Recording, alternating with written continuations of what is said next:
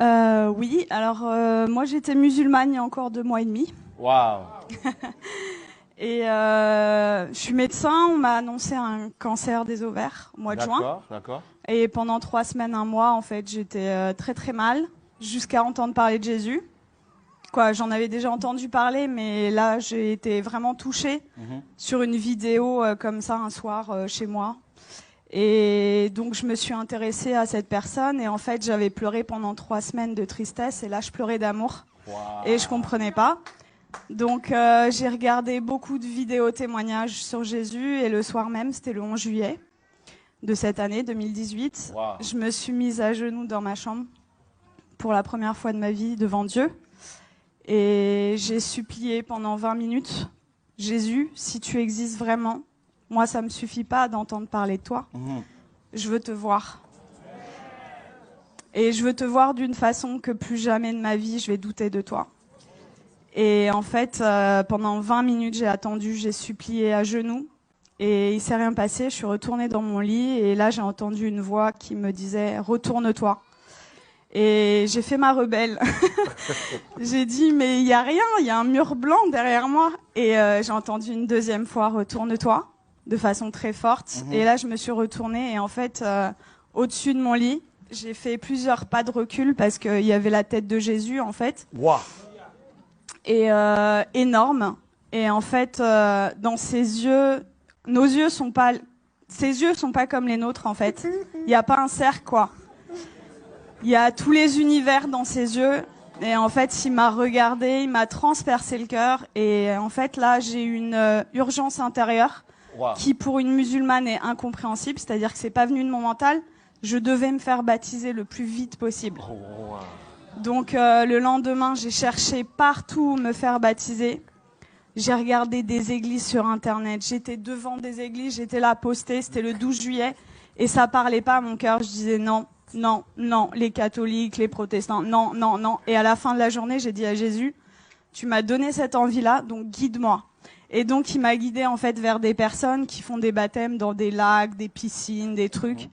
Et donc j'ai été baptisée le 13 juillet 2018. Et là, j'ai vraiment vu, parce que en fait, je suis médecin psychiatre, addictologue, et je croyais pas trop aux esprits, tout ça. Et là, j'ai vu des esprits sortir de moi, etc. Wow. Donc j'ai dit.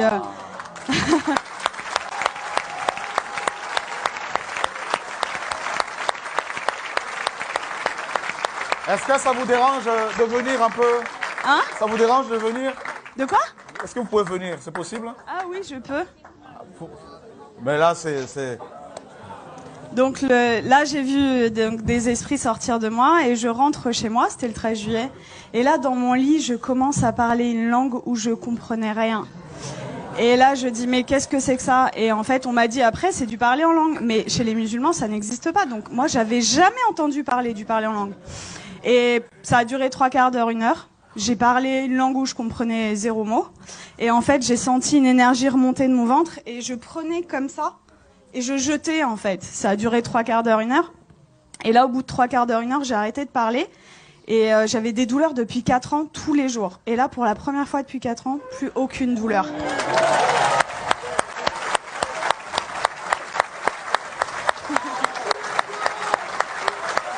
Wow.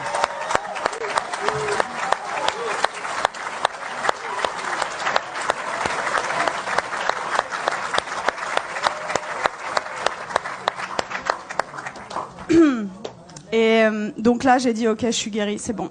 J'ai pris rendez-vous chez mon gynéco le 17 juillet. Et j'arrive et je lui montre les examens complémentaires, les marqueurs tumoraux, l'IRM pelvienne. Et il me dit, bon, écoutez, alors c'est une maladie très sévère. On va opérer, on va faire un traitement, etc. Et là, je le regarde avec le sourire et je lui dis, vous savez pas ce que je vais vous dire? Je suis guérie. Et là... Et là, il me dit, comment ça, je comprends pas. Il m'a écouté quand même parce que je suis médecin, j'ai un cabinet juste à côté de chez lui, quoi. Donc il savait que c'était pas n'importe, voilà. Et là, je lui dis, mais en fait, je suis guérie. Et il me dit bon, parce que le déni en médecine, ça existe beaucoup. Il me dit bon, allez, on va faire l'échographie. Et en fait, là, il me fait l'échographie et il était bouche bée. Donc, en fait, il passe sur l'ovaire gauche. Là, il me dit au ralenti, ovaire gauche normal. Et après, il passe sur l'ovaire droit et il me dit, ah, il y a 2 images. Je dis, ouais. Et il me dit, ah, mais attendez, c'est des follicules de maturation. Donc, en fait, les follicules de maturation, c'est ce qui donne les ovules. Et moi, je n'en avais plus. Donc, en fait, là, mes ovaires étaient morts et ils sont revenus à la vie. Oh.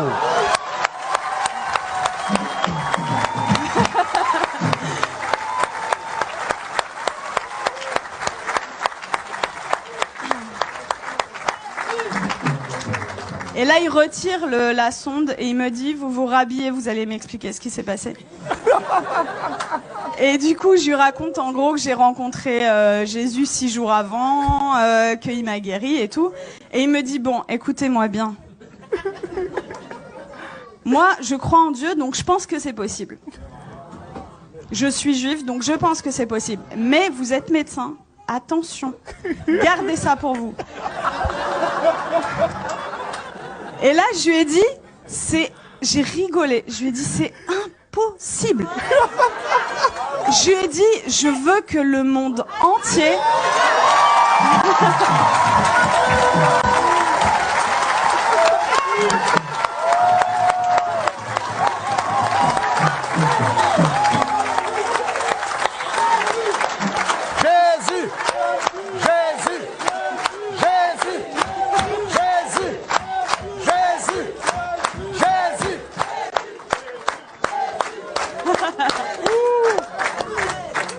Je lui ai dit, je veux que le monde entier sache que Jésus est vivant. Et il m'a dit, bon, ok, et il m'a fait mon compte rendu d'échographie, qui était normal, c'était un plaisir pur, et il me le rend, et là il me dit, est-ce que je peux vous faire la bise, au lieu de me serrer la main? Je dis, bien sûr, et il me prend le visage, et il me dit que Dieu vous garde. Et en fait, ce que je raconte partout autour de moi, c'est, tout à l'heure le frère disait que vous aviez vécu au Cameroun l'acte des apôtres. En fait, c'est ce que je vis tous les jours, quoi. Et c'est-à-dire que je travaillais que en cabinet, le Seigneur m'a amené à travailler à l'hôpital, aux urgences, et en fait, je vois des cas psychiatriques sévères. Et ma première garde après mon baptême, les infirmiers, le geste qu'ils ont fait le plus dans la nuit, c'était ça. Ils y croyaient pas, en fait. Il y avait que des miracles. Toute la nuit. Ils ont pas compris.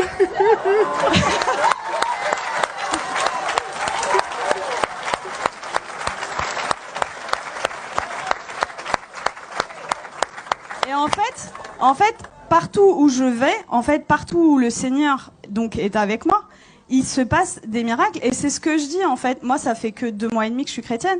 Et je vois les frères et sœurs, ils osent pas parler de Jésus. Ils ont limite honte de lui. Je dis, mais oh! Moi, je vais au salon de coiffure, il y a des coiffeuses qui sont guéries. Je vais à la boulangerie, à la boulangère.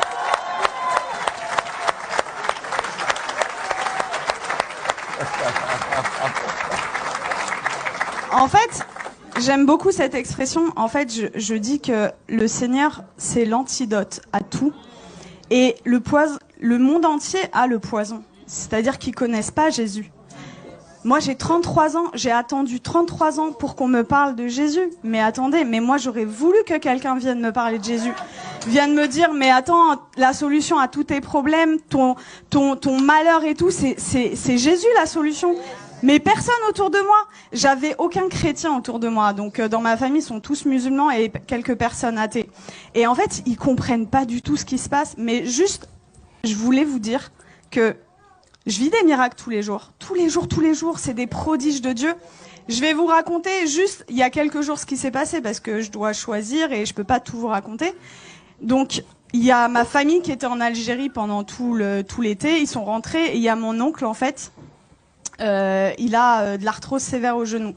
Et je suis arrivée, j'ai raconté ce qui s'était passé cet été, et ils m'ont dit, ouais, c'est bon, t'arrêtes de nous parler de Jésus. Déjà, ils ont été tolérants, ils ont accepté d'écouter. Et là, je vois, en fait, mon oncle, il boite, il a de l'arthrose. Et là, je lui dis, tonton, est-ce que je peux prier pour toi? Il me dit non. Et ma tante, elle lui dit, bah, pourquoi, qu'est-ce que t'as à perdre? On va voir si ce qu'elle dit est vrai. Je dis, ok. Et là, le Seigneur m'a donné le verset, vous savez, où il ressuscite une femme et il fait sortir tout le monde, en fait. Donc en fait, j'ai pris mon oncle, je l'ai sorti du salon et j'ai prié pour lui. Et en fait, je lui dis, t'as mal à combien? Il me dit à 7 sur 10. Il boitait. Et donc je prie le Seigneur et le Seigneur le guérit. Il me dit, mais j'ai plus mal du tout. Et là, il commence à courir dans toute la maison.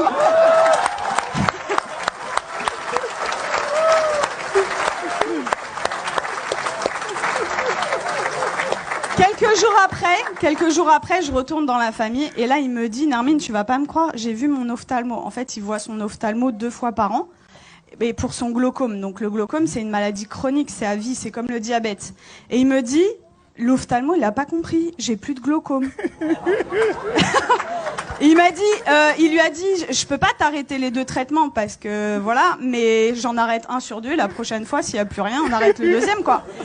Et donc ça, c'était mon oncle et mon père qui a 80 ans, musulman depuis 80 ans. Waouh. J'ai été le voir, ça faisait très longtemps que j'étais pas allée le voir, au moins 6 mois, 1 an. J'ai été le voir jeudi dernier. Et en fait, je lui ai raconté ce qui m'est arrivé. Il a été guéri, j'ai prié pour lui, il a été guéri de ses acouphènes, c'est des bourdonnements. Il avait depuis 10 ans, plus d'acouphènes. Il avait mal au dos, il pouvait pas sortir sans ceinture. Plus de ceinture, je l'ai sorti sans ceinture. Il voyait double, il avait une diplopie. Il voyait double quand il mettait pas ses lunettes. Plus de diplopie. Et là, au bout de 2 heures, il me dit, c'est bon, je me donne à lui.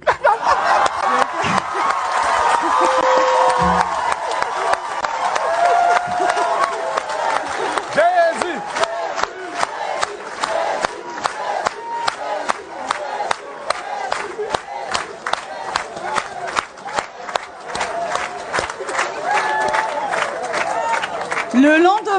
Le lendemain, donc c'était vendredi là, non, c'était pas hier, c'était vendredi dernier. Vendredi, j'arrive, donc le lendemain, en fait là, il me dit, tout ce qu'on s'est dit là, t'oublies, c'était des bêtises, tu me parles plus de Jésus. J'étais choquée. Je dis bon, ok. Et là, dans ma tête, au bout de 2 minutes, je dis non, ça va pas se passer comme ça. Et ça, vraiment, les frères et sœurs, c'est un truc hyper important. Vous priez, mais il faut proclamer aussi ce qui est écrit dans la parole. Et donc, dans ma tête, j'ai dit, je proclame qu'il appartient à Jésus. Je proclame qu'il appartient à Jésus. Et donc, j'ai proclamé. Et là, il me dit, j'ai la tête lourde et tout. Et je dis, j'ai vu l'opportunité. Je dis, je peux prier pour toi? Et il me dit, non, tu m'approches pas. Et donc, en fait, 3 fois d'affilée, en 1 heure, peut-être 3 fois, je lui ai proposé. La 3e fois, il me dit, ça prend combien de temps? Je lui dis 5 secondes. Je dis ok. Il me dit ok. Donc, je mets ma main comme ça, je chasse les esprits au nom de Jésus. Et là, il éternue, mais de façon disproportionnée. Et là, il me regarde et il me dit, c'est parti. Je dis, ah ouais? Et il me dit, tu crois que ça a un rapport avec ta prière? Je dis, bah totalement. Et du coup, on est reparti à parler de Jésus. Je l'ai sorti, on est parti manger ensemble. Ça faisait 20 ans, ça faisait 20 ans qu'on n'était pas sortis ensemble. Et en fait, je lui ai parlé du baptême dans l'après-midi. Et dans l'après-midi, il me dit, ok, je suis ok pour être baptisé. Donc là, j'étais là. J'ai dit, je vais te baptiser dans ma baignoire, mais je voulais pas le faire toute seule. Donc j'ai écrit à des frères et tout. Oh, mon père, il veut se faire baptiser, qui sait? Et du coup, j'ai un frère qui est venu et à 21h vendredi dernier, j'ai baptisé mon père.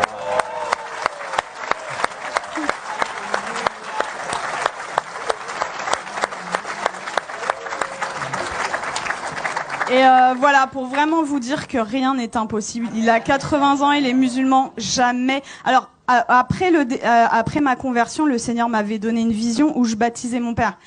Je disais, ok, Seigneur, mais waouh.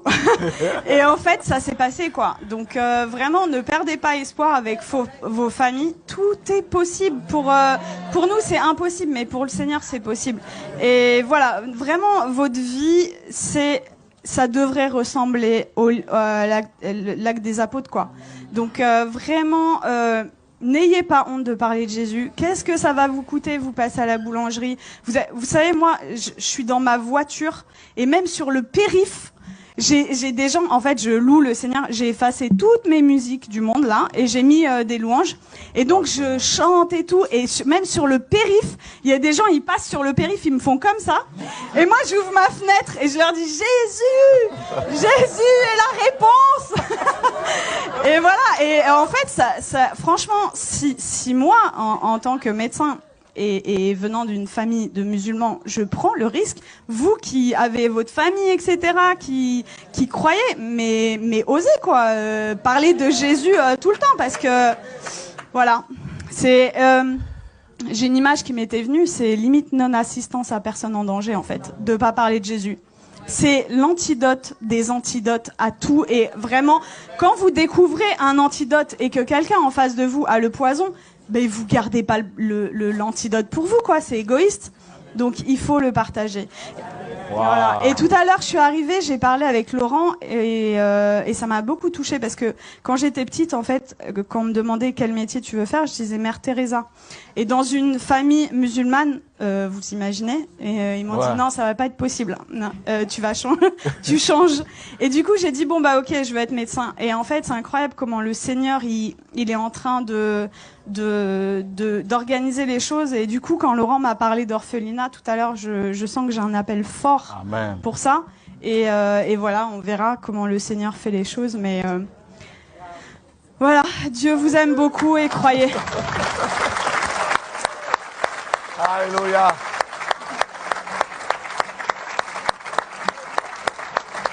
Waouh. Gloire à Dieu.